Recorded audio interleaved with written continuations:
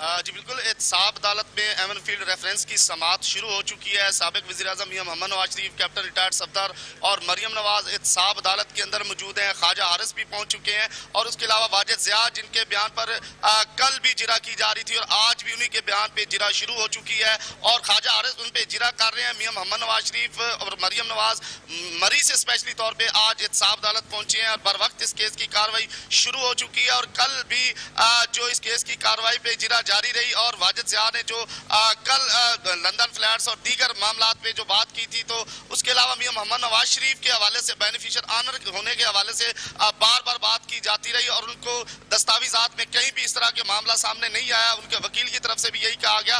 तो आज भी वाजिद ज़िया के जो बयान हुआ है उस पर जिरा होगी और इस वक्त जिरा शुरू हो चुकी है और ख्वाजा हारिस जो है वो जिरा कर रहे हैं, जबकि एहतसाब अदालत के जज मोहम्मद बशीर इस केस की समाअत कर रहे हैं।